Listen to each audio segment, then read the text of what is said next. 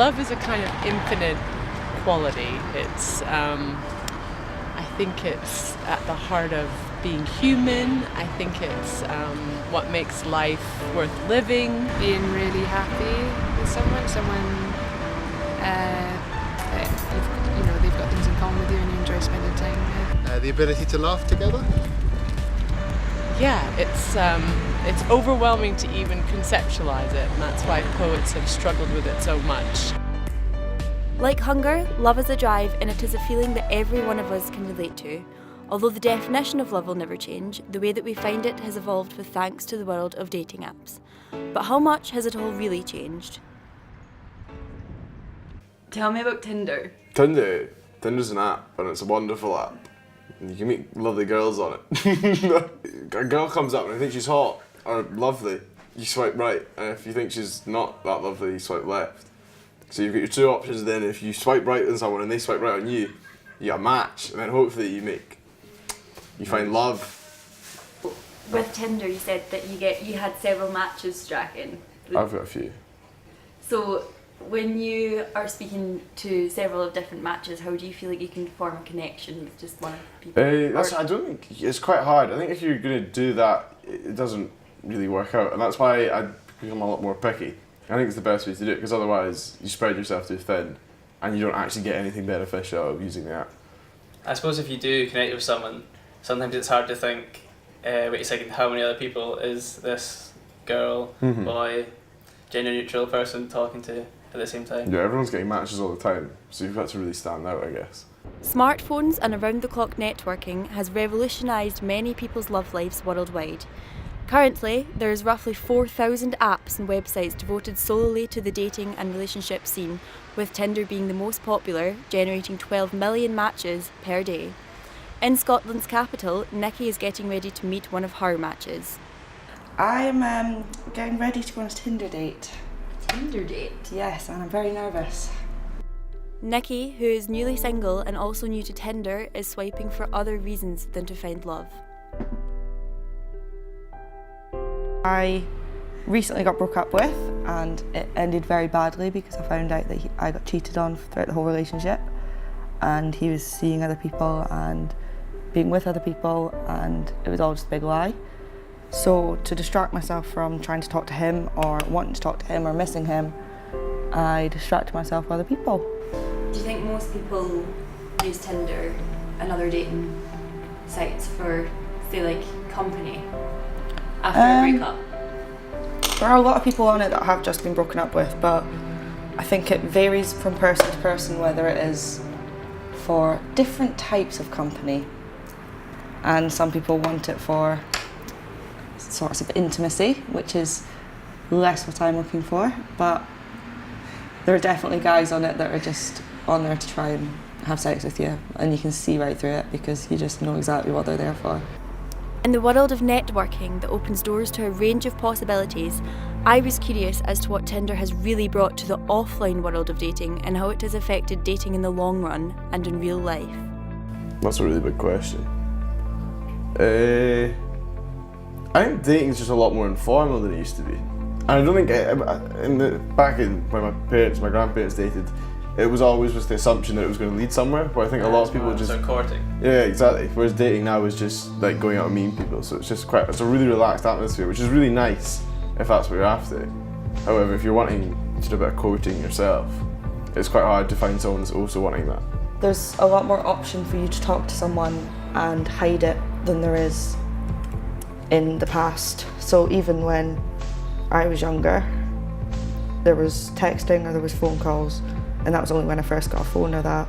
Whereas now you can talk to people on Snapchat, on Instagram, on everything, and you can hide it very easily, and that's what people do because they can get away with it and then delete it, and you don't think of all of the ways that you can talk to people. So yeah, I think because of social media and the rise of that, cheating has, I wouldn't say increased, but I think become a lot easier for people to do, and I think a lot more people do it.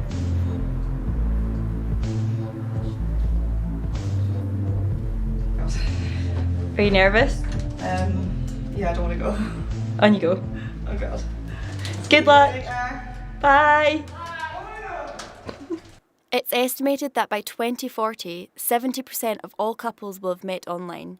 Whilst Tinder brings possibilities of dating, relationships, casual sex and friendship, I wondered about the other forms of social networking. I met up with a couple who met the old school way, but used technology to their advantage. We met through mutual friends.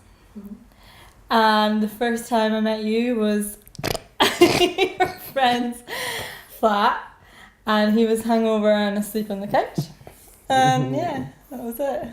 That was it, And then I added him on Facebook. I made the first move. We needed Facebook. Yeah, we wouldn't have seen each other or met up if it wasn't for social media. And alcohol.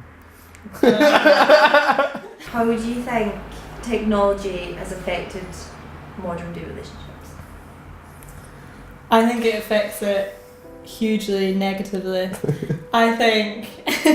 Well, no, it's because it's hard because we met through technology. No. Oh, well, we. What I'm trying to say though is when you're in a relationship, I Yeah. think it affects it because like arguments can be brought up in so many ways over social media. Like if you see something commenting or like a picture or messaging, not saying Kyle Giles, but messaging other people, then that massively affects it. I think relationships are a lot easier to end in modern day. I think maybe they don't try as hard to stay together. I think, like for instance, if you look at grandparents, they probably put up with a lot of shit, but they're still together, they just fight through it. I think it's just massively changed now.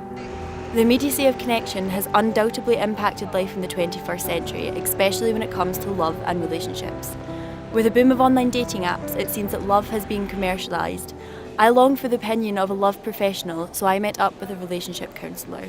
Technology to modern day relationships. As I said, a double-edged sword. I suppose, take for example a couple I know in the Highlands. He had been miserably married. They split up and he was on his own bringing up his son.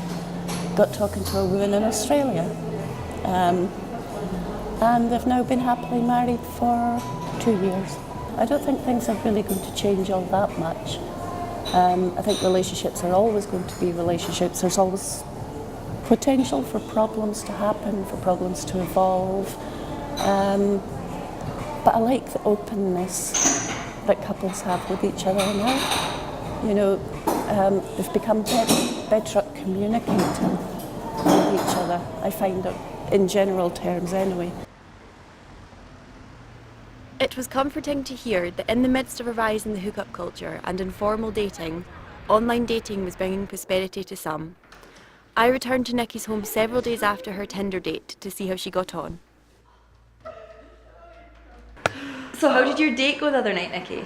I would say unsuccessful and that it was very bad and a bit of a waste of time. I'd say talking to someone on Tinder is a bit like you can sort of make them whoever you want to be as long as you've got a bit of chat. You can portray yourself to be anything online and boys are good at that. But then again, after speaking to someone online, there's always a thought of, well, if I didn't go, you might have always wondered, would you have got on, would it have been good? So in a way I'm glad I went, but in another way I'm not, because he wasn't my sort of person. Do you think you'll go on a Tinder date again? Probably, but I would probably give it a lot more thought behind it or talk to them for longer. Just so as it happens to be, Tinder is the most popular app in the App Store and has 15 million users worldwide. I decided to download Tinder to see what all the hype was all about. I received some nice messages, I received some funny messages, and I received some crude messages throughout my time of having Tinder. I feel like that this platform is a platform that entices the hookup culture, which is a shame because it was invented to create romance. I feel like with Tinder it would be hard to form a connection if people are always getting messages, they're always getting matches. I feel like it has also created a kind of wall in between reality and romance, but I suppose that's just modern day relationships. If Tinder wasn't so successful, it wouldn't have so many users. It does have its benefits and it does have its clauses. in some sort of way it does bring people together, and that is the overall major benefit from Tinder.